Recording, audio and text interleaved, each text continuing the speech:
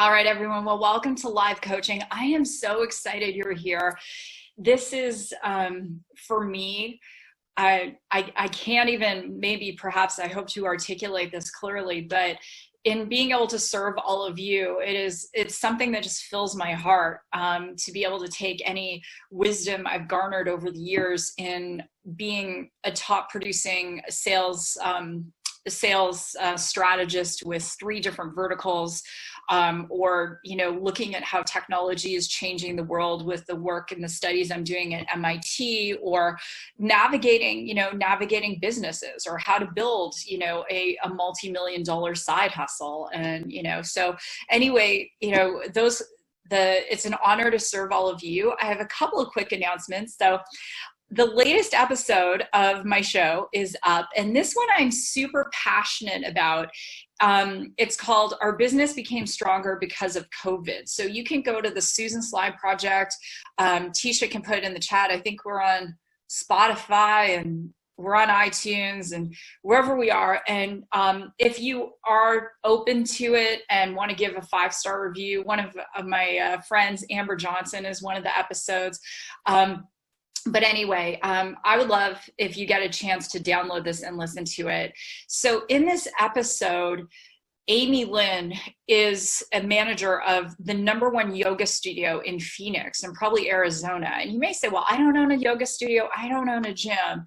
But when they were forced to shut down because of the quarantine, and then they got to reopen, and then they were forced to shut down again, she actually shares how their team became stronger and the strategies and the mindset. And one of my fans on Instagram said, wow, this is so inspiring because so many businesses permanently closed and they figured out a way. So, some of the things you'll hear about in the show is the moment it happened, they went, okay, well, this is going to be temporary. And they wrote the email that would welcome their students back.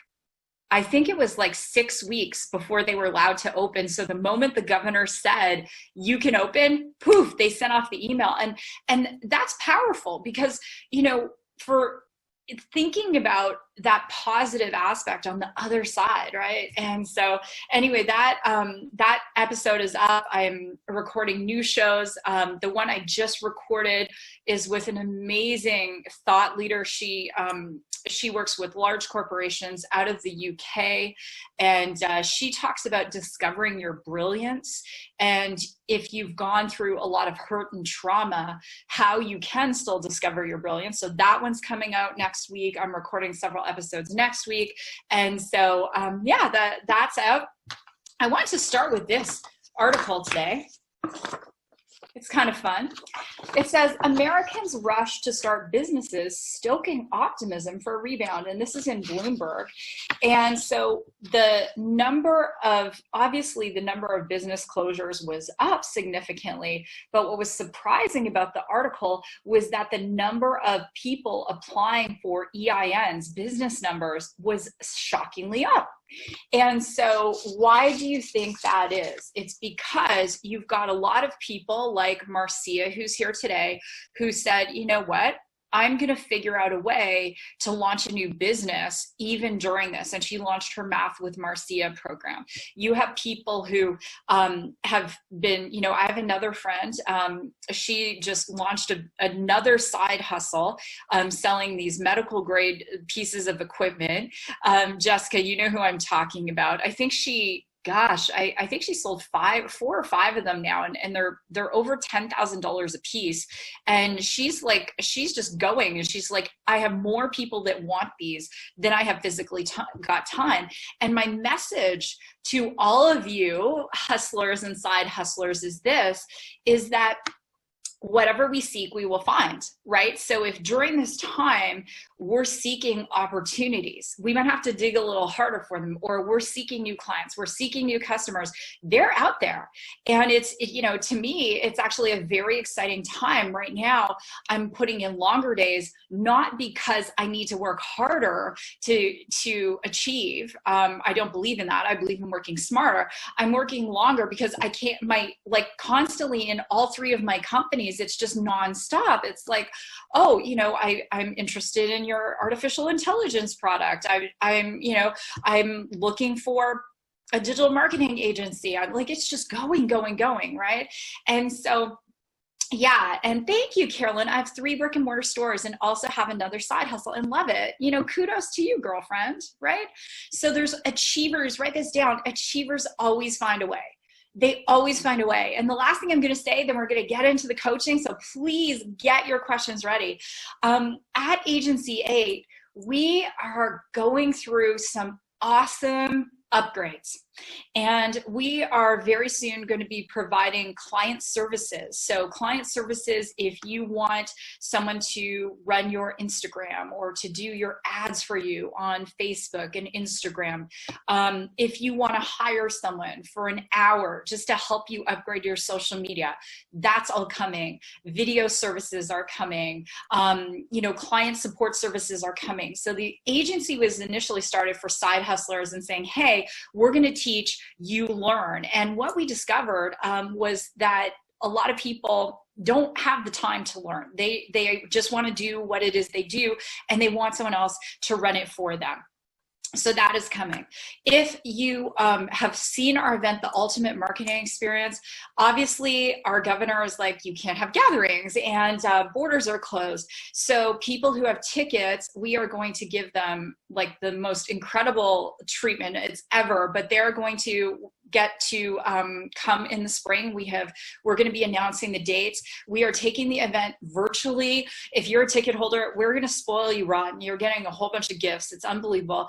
And we are also going to sell tickets to the virtual event. So we are going to have the top people teaching you how to podcast, how to market on Instagram, how to do your Facebook and Instagram ads, SEO training from the best people who are world-class in their fields. So everyone will be able to join. We are working out the details, the agenda, and the time. We're going to put tickets on sale. People who are on my list, we're selling a limited number of tickets. People who are on my list, they're going to be the first ones to be able to buy tickets. So yes, I am just like, oh my gosh, I'm so, so, so excited. And I'm excited to learn. So I want to acknowledge Diana Frerick, who's the president of the agency. She has been working nonstop, figuring out the best way for us to live stream that makes sense. And so she has been sorting and interviewing, and she has found an amazing company who's going to do all the production services for us. So anyway, those are the things that are going on. So I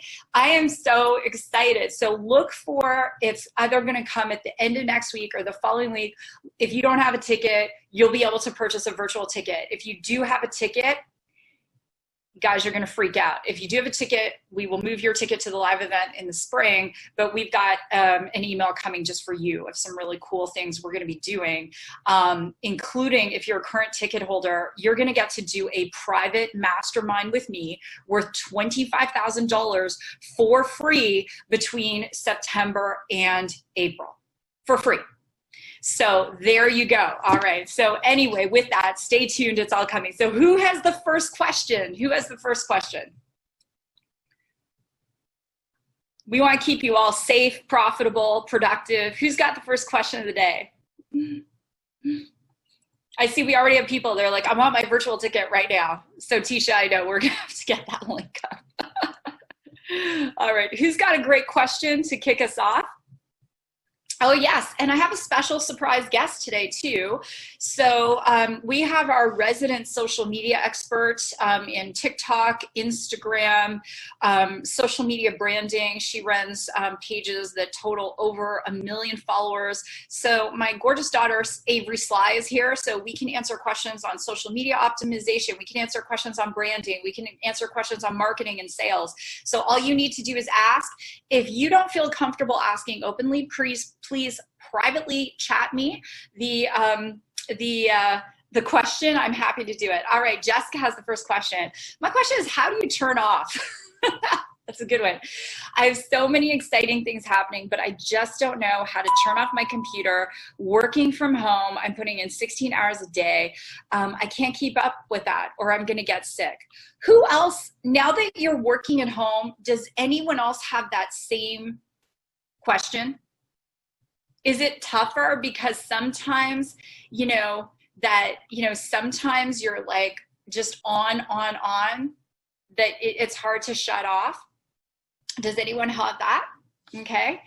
Yes. Sometimes I can't stop. Sometimes I can't stop. Okay. So I'm going to give you some tips, and this is, this is for all of you. Okay. Tip number one is you really, really, really want to identify the things you do that make you the most money or give you the greatest ROI, return on investment for your time. That is number one. Okay. So if you're looking at that and saying, okay, well, if I do X, I can bill at this dollar figure, but if I do Y, I'm actually not making any money. So that's the first thing. That's what I always do. What is the thing that is going to generate the most revenue for me? What is the best use of my time? Number two is taking a look and seeing, are there things you're doing where a VA might make sense?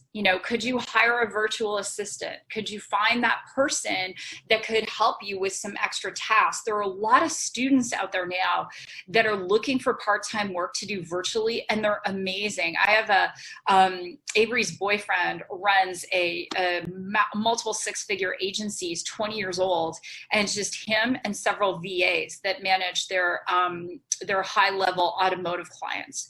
And so when you think about that, he's really got that dialed in. The next thing, my other piece of advice for you is that it's important to buy in yourself in terms of setting those boundaries. And so for me, one of the things I do is I look at and say, okay, there are certain times when I'm just not effective. I know I'm not effective. I'm not effective at 8 at night. I know that. So if I'm not effective, why am I working? Because if I'm not going to be effective because I'm tired, because I have decision fatigue, then guess what? I shouldn't be contacting clients. I might write an email. I think, oh my gosh, why did I say that? Or a text or something. And so that's why it's key, Jessica, and for all of you to do that. And I promise you, anyone, myself included, working 16-hour days could take what they're doing in 16 hours and probably dial it down to 8 by, and I know Jess, you use a lot of automation, by doing more automation, potentially hiring a part-time VA. Sometimes your business, if you're a solopreneur, you reach a point where you're like, I can't do anymore. There's only one of me. And when you start to say stuff like that because you're making some good money, that's the time to hire a VA. One of the things that happened to me, I was, I know most of you, I know very well, but if you don't know, so right now, I'm doing a 2-year program at MIT, focusing on artificial intelligence and machine learning. So it's pretty intense. I'm the co-CEO of an artificial intelligence company, and we have employees right now in, I think, 4 or 5 different countries. Maybe it's 5 or 6. Anyway, it's growing every day. Our clients are multi-billion-dollar clients. And so my job is filling the sales pipeline, managing the human resources, the legal. This morning I was reading legal contracts at 6 a.m, right? So as part of that role, I know for me that I have to be really smart with my time. In my other roles that I have, there are lots of people who send me texts, send me emails. I want some time. Can you meet today? And I love to say yes to everyone. And this is my final tip. I can't say yes to everyone. My day is scheduled down to the minute. And if I said yes to everyone, I wouldn't see my kids. So generally speaking, my final tip would be in setting those boundaries. And that's what I'm going to say to you, Jessica. That's where things like putting in your schedule, okay, 5 o'clock, I'm doing an online yoga class, or, 5 o'clock, I'm going to have a virtual meetup with a friend, or I'm going to do something that's forcing you to give you that hard stop. Okay. All right. Avery, do you want to come out? You've got a question. And Avery, since we're going to be doing UME virtually, why don't you share a little bit of what you've got planned for the day that you're helming? Yeah, so I actually get a whole day, which is super exciting. And basically, we're going to be covering all facets of social media. I'm going to be helping you guys on whether it's Facebook, Instagram, YouTube, you name it. I'm going to get some great guest speakers to come and help me out, and ones that are definitely professionals in all those areas. We're going to be talking about how to run ads on various platforms, potential of different platforms, whether it be like TikTok, Facebook, Instagram, you name it. We're going to discuss it. It's going to be so great. I'm going to really, honestly, you're going to be able to leave there with a marketing plan that's going to help you have a strategy for each and every social media platform, so you can really create a whole ecosystem for your business and really gain some more exposure through that platform.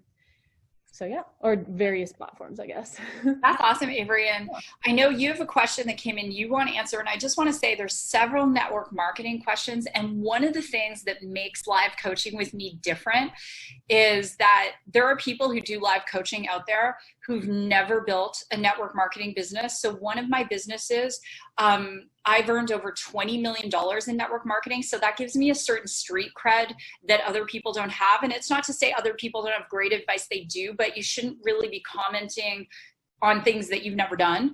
I'm a huge believer in Dave Ramsey. He doesn't like network marketing. He's never built a business. I have a really informed insight on it. There are several network marketing questions. So after Avery answers this question, I'll come back and answer those questions. So don't think I'm not seeing your questions, but Avery, I'm going to pass it to you. I actually got some sunscreen in my eye. So if you guys see me rubbing my eye a lot, that's why. So I just Ralph had a question, and it was, how are you approaching new worldwide markets in the current environment? Would you recommend building in our home country before trying to go into other countries? I actually just wanted to jump out and answer this question because I'm currently taking my last 2 classes of college, which is super exciting. And we literally just covered this. So in the 1990s, I'm going to start with a little bit of story. In the 1990s, Disney tried to expand their operations into Europe.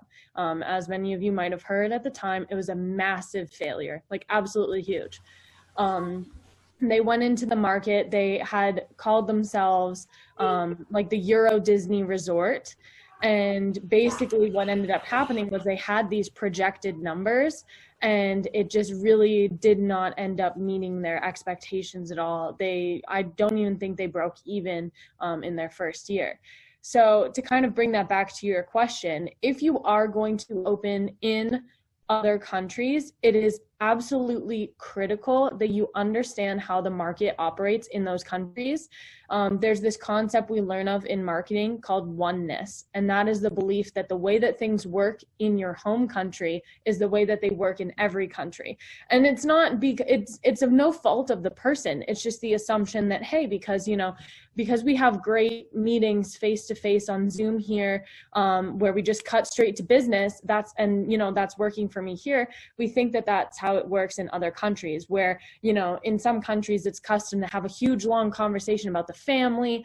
Even doing business in Canada, honestly, like when I talk to like fellow Canadians about business, there's more conversation that happens before we kind of jump right in. But in the States, we kind of like jump right into business discussions. So I would just recommend like understanding the business practices. It is super accessible online to go and check out different things. Like I know that when you're doing business in China, for example, there are certain customs that you have to abide by that aren't applicable here in the States. Things that may be commonplace here in the States could be insulting to someone in Italy, for example.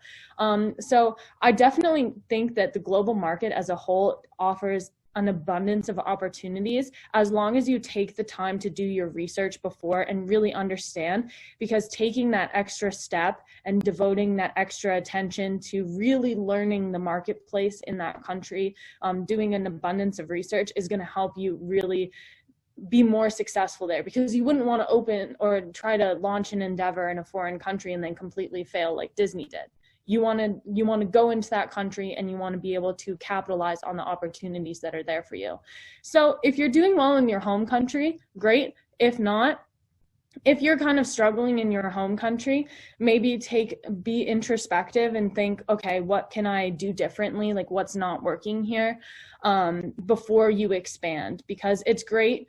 You may have opportunities overseas that you don't have here, but you also have to keep in mind that there's time differences, cultural differences, everything like that. So my recommendation is just to take that into account before you start going overseas. Ava, that's great advice. And one of our clients is amazing, JJ Burden. He's an agency client, former NFL superstar.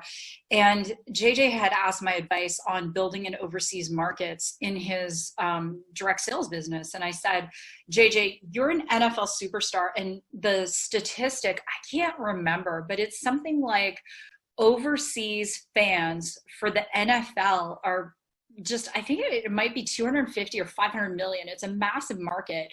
And so what he's doing right now is targeted advertising to English speaking people who love NFL, who live in those markets. And so thinking about ad targeting, right? The nice thing about Instagram ads or Facebook ads, don't put all your ads in one basket. I teach our clients a lot about traffic, is that you can target, and you can target your ads for as little as $1 a day, right? I've got some different ads running on Instagram and some custom audiences and different things like that. And sometimes I'll spend like $5 a day just to see what kind of traction we get in those markets. Yes, I love Debbie, is doing FPU. I listen to Dave every day and I love everything he says except for the network marketing piece, because, it's like anything. There are crappy restaurants out there and you go and you have a bad meal, but it doesn't mean you never go to a restaurant or have takeout again. There are a lot of bad companies out there. I'm going to do a couple of quick rapid fire answers to these questions. And then whoever's got the next question, just go ahead and put it in the chat. So I'm going to do just a network marketing question an answer here. How do you lead with the business? Okay, how do you lead with the business in network marketing? Business is business. Let's all write that down. Business is business. So let's say Karen is in a business selling, I'm just making this up, Miss Karen. Let's say she is selling, consulting. And then, Tina is selling, some kind of home decor service or whatever. At the end of the day, all business means is coming down to financial. And if you're not comfortable with that, part of that is taking a look at the following. So in my sales background, I've built three award-winning sales organizations in 3 separate verticals. And also with Radius, we did a $5.2 million seed round, and I helped bring in part of that seed round for our initial investment. And so our company today has a valuation of about $40 million. So having these business conversations, having money conversations, selling, when you're asking someone to give you $500,000 or $750,000, or I just did a proposal, a multi-million-dollar proposal for a potential client. It doesn't matter if you're going to gain $25 or if it's going to benefit your business to millions and millions of dollars. It ultimately comes down to the following. So write these steps down. This is a formula I developed, and I have used this in all of my sales verticals. So the C stands for common ground. The first thing you want to do is establish in any sales situation common ground. So if I'm talking to Vani, if I'm talking to Lisa, I'm establishing some common ground. Common ground can be anything from, where you live. It could be if you have kids. It could be interests that you have. It's so important. Harvey McKay, who wrote 7 New York Times bestsellers, including Swim with the Sharks or Get Eaten Alive, Harvey McKay says, do your research on your prospects. And I don't care how much you're going to generate from that prospect. In network marketing, yes, you could recruit someone and that could help build one of your lines or whatever the case, and that could generate a lot of revenue for you. Or you might get $10 or $25 or $100 or whatever it is. You still do the same amount of research, because you don't know. You don't know what one happy customer is worth a minimum of 10 other happy customers. One upset customer can cost you hundreds of customers or your entire business. So having that common ground is the relationships. I'll give you an example. So in our AI company, I ask for referrals. And I said to a friend of mine, who do you know? This is our technology. I'd love to show it to you. Who do you know? And he said, I know this person. He made the introduction. Fantastic. So as we started relationship building, I found out that the person over there who's the decision maker also loves to cycle and has kids. So we developed some common ground around cycling, around our kids, you know, around all these different things. And guess what? They came back to us and said, would you be interested in doing more work for us? And isn't that what you all want? Just say yes in the chat. Isn't that what you all want? Yes, you want your happy customers to come back and go, Darlene, I've got friends who want to do this. Amber, I've got, you know, your clothes need to go into this store. This is what you want. So common ground, that's number one. Number two is affirm the person. Affirming means that you make that person feel good. This is not done enough. Every conversation you have with someone, you should leave them better for having the conversation with you. And I'm not perfect. I want to get better and better and better at this, especially with my staff.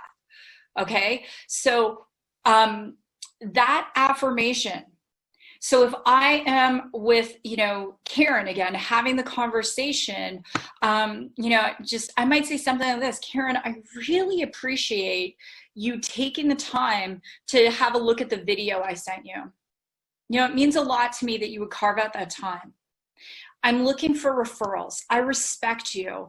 You know, we've known each other a long time. We grew up in the same hometown. And, you know, when I think of women who are classy, motivated, driven, you're at the top of my list. And I'm going to be genuine about it. Okay? The P stands for permission. And I don't care what kind of business you're in, this applies to every business because I use this whether I'm fundraising or whatever it is I'm doing, bringing in deals. Permission. Would it be okay if I shared with you a little bit about our business? Or I'd love to share with you what it is we're doing. In my multifaceted world, tomorrow morning, I have 2 tech demos, one at 8 a.m., one at 9 a.m.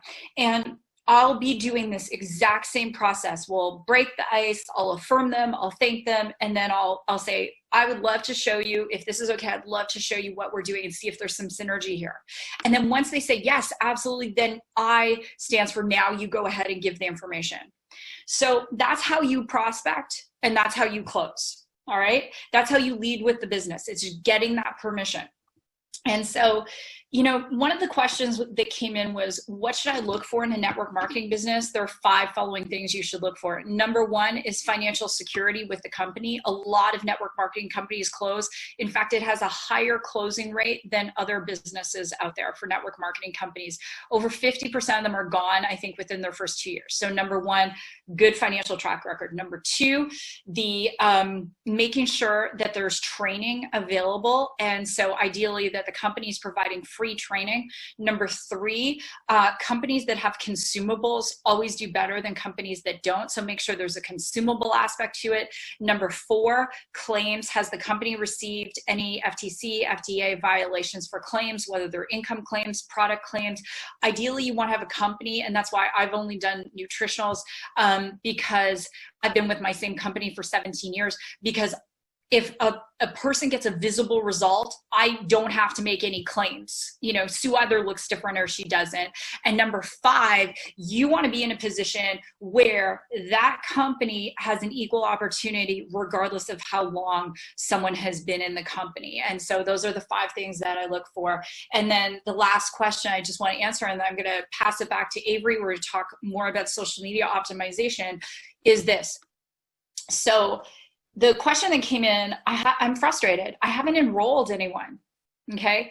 It doesn't matter what business you're in. If you aren't bringing in new clients or customers, you're gonna be frustrated. So this is the thing I'm gonna say, all right? It's time to get brutally honest. And I mean brutally honest. How many conversations are you having a week? How many conversations are you having a week, right? So when Avery comes after she's finished these courses and she comes to the agency full time, she's probably going to manage 10 retainer clients, and she's going to be optimizing their social media. She's going to be doing all sorts of things for them, but this is not like a $50 a month thing. It's going to be in the neighborhood, because it's going to be a full service package around at least $1,000+ a month. And so she might have to prospect 100 people to get those 10 clients. Okay. That's just the way it is. So how many conversations have you had? So if you have 3 conversations a week and you don't close anyone, then try having 6, try having 12. When I'm filling pipelines right now with one company, I have more leads than I have time. And now it's a conversation of how many people do I want to have in the pipeline, right? So every time I'm in a situation where I'm like, it's time to generate sales, I ask the following questions of myself. Please write these down. Number 1, how much business can I handle? Number 2, knowing my track record. How many people do I have? How many new customers, clients, investors do I want? Number 3, how many conversations do I need to have in order to close that many customers? And in the beginning, you have to be bad enough, long enough, willing to be bad enough, long enough to get good, because you're going to suck. I did. Okay. My lead list, I had 75 people on my lead list in my network marketing business back in 2003, and only 3 said yes. And one was my husband, who I signed up without telling him. He knows now, right? So you have to be bad enough, long enough until you get good. And you're going to have to do the numbers. And you can't say the wrong thing to the right person. And you're going to have a thick skin. Some will, some won't, some do, some don't. That's what one of my mentors says. People are going to say no to you. They're going to say awful things. I was running an ad in USA Today, and I had a guy call into my toll-free number and threaten to kill me. I'm not even kidding, but I'm still here, right? It's a long game. It's not a short game. You're better than your biggest critics. So it's time, all of you, to step up, to do more, to have more conversations, because life's too short to finish with regrets. Some of you, the goals you have in your business, whether it's to get to 100,000 a year, 500,000 a year, 1 million, multiple, how many conversations? Elon Musk now, I believe, is he just surpassed Warren Buffett, one of the wealthiest men in the world. How many conversations did Elon have? He went to Queen's University. I finished my degree at Queen's University in Canada. How many conversations do you have about Tesla and people thought he was nuts? How many conversations did Walt Disney have about Disney? Avery mentioned Disney, and people thought Walt Disney was nuts. Get a thick skin. People don't remember your failures, but they will be in awe of your successes. So with that, Avery, there's a question from Vani. So hopefully, did anyone get anything from that? I think I had a little rant. Did anyone benefit from that? Hopefully you did. All right, Avery, you're up. All right. So I did see Vani's question. I'm just going to scroll back up. It says, Avery, I have a daughter your age building a business with me. For your age group in particular, where do you recommend she spend most of her time? Building her Instagram brand and focusing on likes, or reaching out? What is the best way to reach out to your demographic? I'm really happy you asked this question, because I have an answer for you. So right now, the most popular applications in my demographic are going to be Instagram and TikTok. Some of you may have heard, there is some question as to whether or not TikTok is going to remain, but honestly, for right now, treat it as if it is. If you aren't taking advantage of TikTok, then you are missing out on a massive opportunity. This is why I'm currently teaching a course for some very smart people to get started with TikTok for their business, because I genuinely believe in the power of this platform. In under a year, I have gained 360,000 followers on it. I'm posting once a week. So if that even. So honestly, I would say that there are a couple ways that she can get involved. I know that there has been success for people building their businesses on TikTok, regardless of what it is. I've heard of people having success on TikTok with network marketing, with small businesses, with like people who make crafts, for example. Like I saw this one trend where this girl will write out your name in a necklace, but she'll go through, and she kind of made it an engaging thing. So she already sold necklaces that had people's names on it, but she was like choosing one random commenter to make their name into a necklace. So that was a way that she was able to get her audience engaged. And when you're building a business, engaging with your audience, opening those channels of communication is really important, because that's what social media is for. It's a place where brands can connect with people. And you have these massive brands like, Lululemon or Adidas or whatever. I don't know why I'm only thinking of athletic brands, but those massive brands, they're not talking to people on social media. So if you're smaller and you're trying to grow, communicating with people and communicating with your customers in as many ways as possible, always being there. If they, you said that building her Instagram brand, building an Instagram is excellent, but likes aren't necessarily the most important KPI, which is a key performance indicator. This is a bit of a misconception with Instagram. You think that if you only get 30 likes on a picture, that it was a devastating failure. But that's not the case. In terms of looking at your Instagram, you want to look at your overall engagement. You want to see how many people are not just liking, but how many people are commenting. And for every comment you get on a post, you want to respond. Taking that time out of your day, it is literally less than 10 seconds to just respond and say thank you to someone, or something like that. That's going to make you, it's going to humanize you, but it's also going to show that you are taking the time to spend with your customers or potential customers. It's going to make people want to work with you more. And I recommend, in a previous Q&A that I did with my mom, if you have a business, like if you have a brick and mortar location where you're getting reviews on Google, TripAdvisor, Yelp, whatever it is, if you're a tour guide, however it works for you, you want to make sure that you are responding to each and every review that you get to your business, Facebook reviews, whatever it is. Even on Instagram, that's why I was saying about the comments, like people can review you on Instagram, because reviews are a public facing aspect of your business. It's the same thing. If you're taking the time to respond and say, thank you for leaving me a 5-star review, or if someone had a negative experience, they only give you 1 or 2 stars, you say, hey, thank you for taking the time to give us some feedback. And then you give them a contact information, like give me a call or an email at this location so that we can talk about it and I can make your experience better. So going back to the question, because I just think that when you're doing something that's customer facing, like social media, I definitely recommend that she grow on TikTok and she grow on Instagram, especially if, Gen Z is her target demographic. TikTok has actually expanded. So it's not just Gen Z on there anymore. It's a massively growing program. And TikTok, my recommendation in just kind of a summary, unfortunately, you'll have to take my course if you want to know more.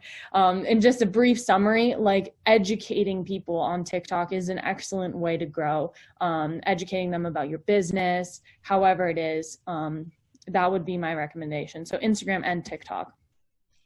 Avery, that's tremendous. And, thank you for the comprehensive answer. You guys will be able to hire Avery for social media coaching in August.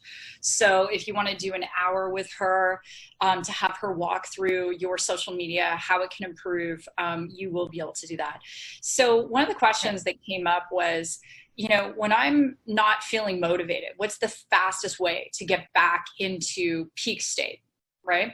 So one of the things I suggest you do, and this has really helped me, is because it changes our what gets us into peak state is going to change at different seasons and ages of our lives, right? And the reason I differentiate between seasons and ages is because sometimes we might be young, but go through an illness and we're in a season, right, where we don't have the same mojo, or we might be older and get a negative health report, or something happens with a family member. And these are just seasons, right? So seasons are not necessarily age dependent. And in fact, I know several octogenarians, and I don't know what it's called when you're in your 90s after octogenarian, but someone can help me with that are so energetic, right? So step one is you have to know what is going to put you in peak state in the time you're at now, and it's going to change. So for Judith, what energizes her now might not be what energizes her next year or even next month. I know people that COVID has taken them so out of the game, they're paralyzed. But I always say a seed can't grow in infertile soil. Right? So if you were looking for reasons to self-sabotage, to procrastinate, COVID news, whatever, that's just going to put you in a further, the election in the United States, it's just going to put you in a further place of self-sabotage. So one of the things I do is usually about once a quarter, sometimes once a month, I say, what energizes me now? Okay, what energizes me now? Because this is a great question, Ina. So for me right now, what puts me in a peak state? I'm a Peloton user. So, in our house right now, by the time I've been going from say 6 a.m. to 5 p.m., I need a mental break, and I'm not good to anyone. So I might just last night I did a 20-minute Peloton yoga. The other thing is I learned this from my brilliant daughter, and she's brilliant. I'm biased. Anyway, I made on Canva, I took images of different things, and I made these just for free. I made these little sheets of things that just inspire me. So I took some of our family photos. You'll see there's Avery and Chris and one of our other daughters. And this is my Maui sheet. And then I have, just different things I can look at. I have lots of Maui sheets. I actually have 3 Maui sheets. I have one, marriage is, I'm like, Chris and I have been together 20 years this fall, and I'm in dog years, that's 140 years. I did one of our relationship. And so, because I don't have half an hour to put myself back in peak state, sometimes I have literally a minute between calls. And do you like Chris and I, if you're here live and watching, do you see us as Princess Leia and Han Solo? Yeah. So, I don't always have time, like today and tomorrow. And I just got I had 2 half-hour time segments left over between 8 a.m. and 6 p.m. and they just got booked before this. I literally won't even have time to leave my chair. It's unbelievable tomorrow because business is booming. And so I don't always have half an hour to put myself back in peak state. Oh, a client said no, or someone criticized me or whatever. I don't have that time. So I might look at one of my sheets. I might tell someone, look, I can't jump on a Zoom with you, but I can do a call. And the reason I do that is because it allows me to stand up, get out of the chair, stop looking at the screen. Sometimes it's just writing 10 items of gratitude and then I have to move on. So those are the things I do. And so you have to figure out, Ina, and all of you, what it is for you right now. Yeah, okay? I just want to jump out and add to that if possible.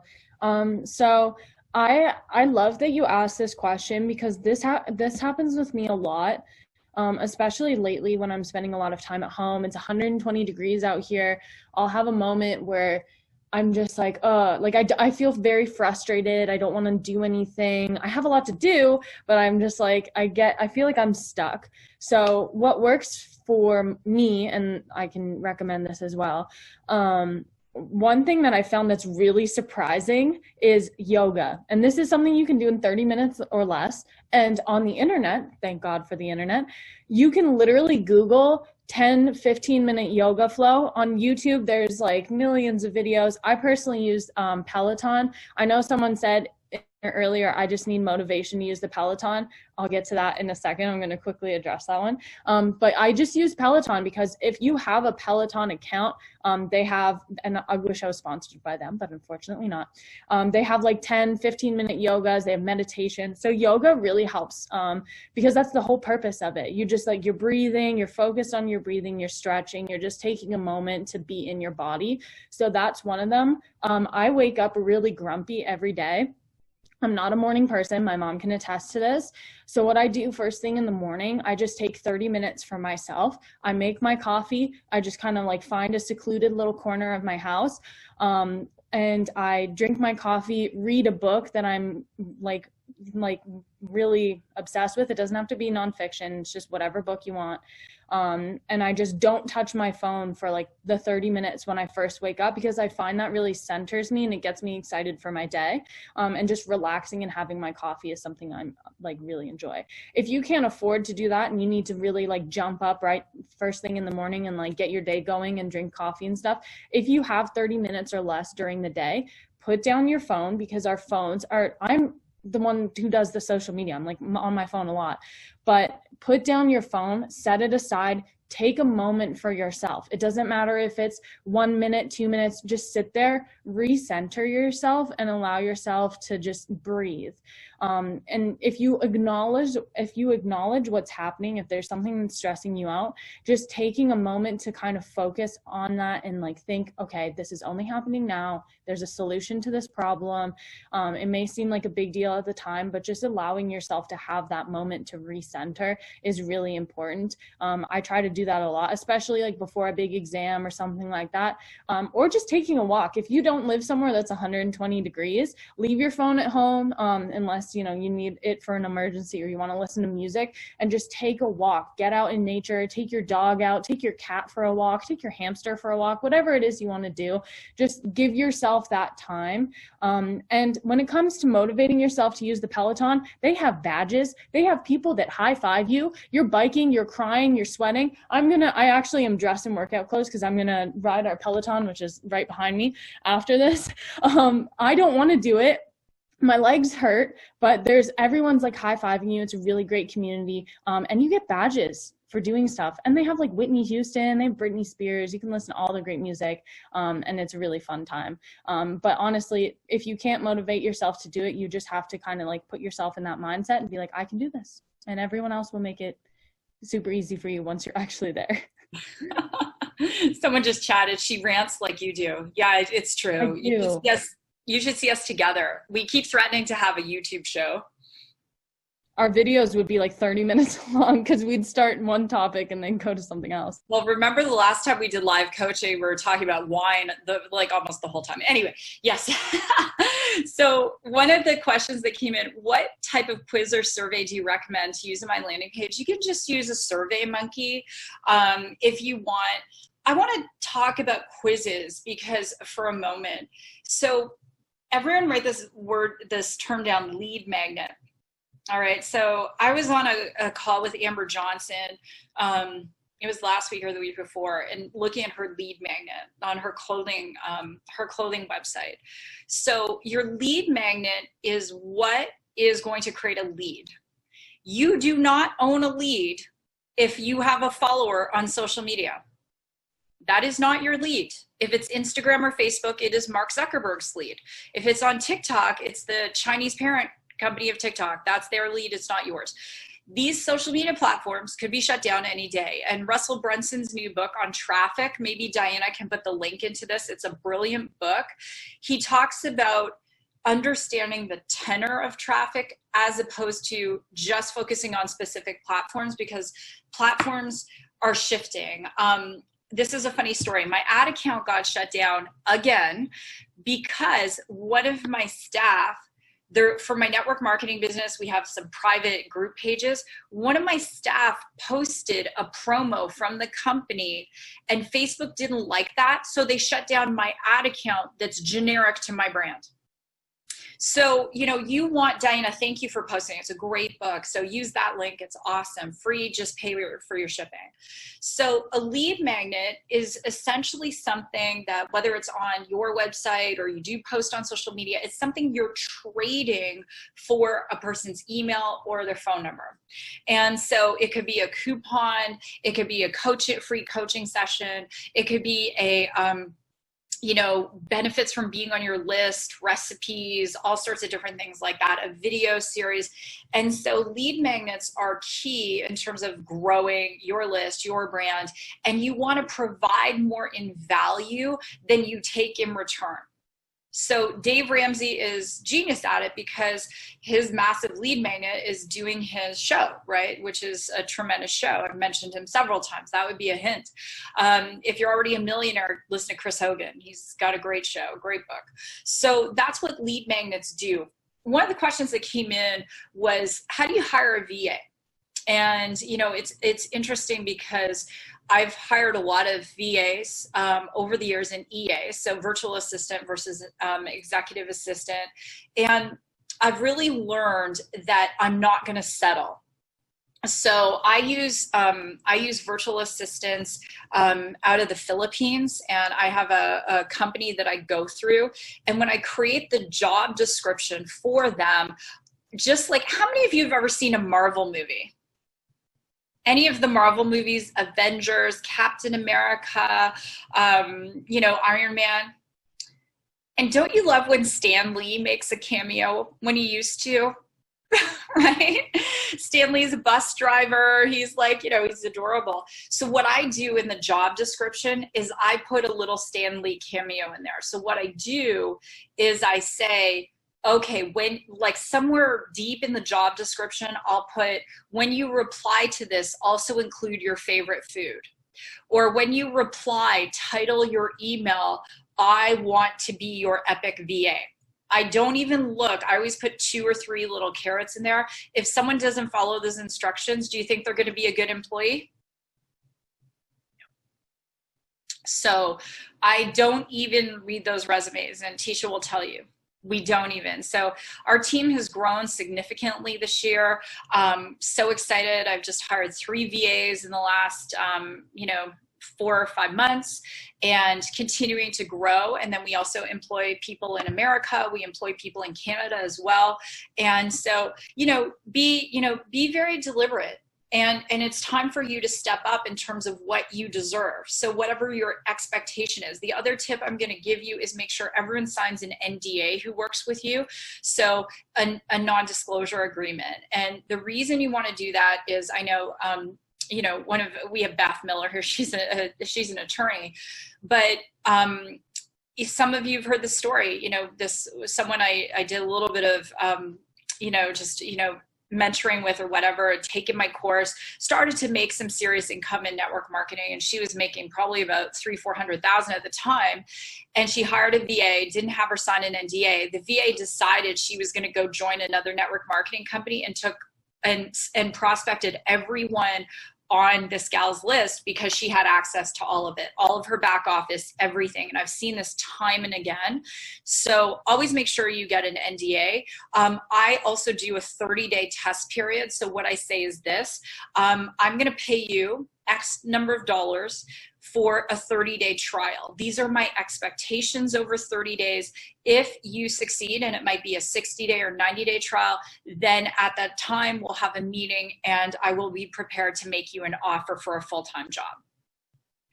And you might be saying, well, Susan, you can do that because you're hiring overseas VAs. No. I do that with people I hire here too. There are a lot of people out there right now looking for jobs. The unemployment claims were higher than expected for the last 30 days. That just came out. And you could make a massive difference in someone's life, in a student's life. Avery would tell you, you know, people are graduating with no jobs. You can make a massive difference in, you know, someone's life who was furloughed right now. So if you have the ability to hire someone, definitely do, you know, definitely do. There is no question. Absolutely. We have time for one more question. One more question. Super quick. Who's got a great question? Yes, you can get them to fill out the NDA after you hired your VA, 100%. Yeah. Does anyone else have a question? All right. How do you find, I use onlinejobs.ph. Lisa, onlinejobs.ph. And you could get a part-time VA for, you know, $500 a month. They have right? There's other websites too for, like, if you just need some jobs done. I'm literally forgetting every single name of them right now, but there's a whole bunch of them where if you just need like one thing, you can go, thank you. And I'm ready to drop something off and get those done. Fancy Hands are American women who are, most of them are stay-at-home moms, and they do a certain number of tasks. So let's say Bruce hired someone from Fancy Hands, it's very reasonable. It might be like 15 tasks a month, or, you know, you can do it according to tasks. So if you're at the place where you don't need a ton of stuff, but you're kind of getting to the place where there's a little too much on your plate, Fancy Hands is another one that we have vetted personally as well. Also, so, go ahead, Avery. Just last thing, like super fast. My mom kind of touched on this, but hiring college students, I know Kieran hires a lot of college students. They're generally, especially right now, whether they're graduating or not, a lot of them will accept like lower than average pay, and they're really good at what they do. Like his web developer was like his previous web developer was a junior in college, and did amazing work for him. So you can find people from your local colleges as well, colleges, university, wherever. And I recommend doing that too. Yeah, absolutely. Kieran's SEO person was a college student. Now they've graduated. The list goes on. And I'm a big believer. And if you want to be stimulated and you really want to grow your business, you need the fresh ideas. And I can tell you, Generation Z or Generation Z, they, the things that might take you a bit longer, they do very, very super quickly. And so that's why, if you can, absolutely do it. Nextdoor is great too, getting referrals from Nextdoor, but to concur with Avery, if you can reach out to your local college, get on their job board, see who you can find. So anyway, I want to finish and summarize up. The average pay for a VA, it depends on the quality of the VA. I know someone who's got an executive assistant and he pays him close to $200,000 a year, but he's been with him for 30 years. If you're looking for an overseas VA full-time, it could be $1,000, $1,200 a month. If you're looking, to hire a college student, depends on the number of hours. So it just depends. Marcia's using her nephew's. Good job. I use my nephew Oscar to do videos for me. He's amazing. He stars in them. Anyway, so I just want to close with this. I want to congratulate all of you on staying the course in entrepreneurship. And if you would love to give Avery and I a shout out on social, so I'm at Susan Sly on Instagram. If you want to do an Instagram story, Susan Sly Live on Facebook, love the shout out. And just know we are going to send out, and it's so great. I saw just my next podcast guest, Jacinth. She's here today hanging out. She's an amazing coach, consultant from the UK. Her podcast is going to come out Monday. You've got to check it out. I mean, we talk about so much, especially how to handle microaggression and, find, your brilliance, which is incredible. Hey, girl, so happy to see you here. So with that, this has been Live Coaching. Thank you all for being here. And we will be sending you out information on our virtual event that's coming up. We'll be sending you out information in August. If you want to hire Avery for an hour and have her help you with your social media, we'd be happy to do that. So with that, God bless. You're amazing. Go rock your day. And I will see you next time. Bye, everyone.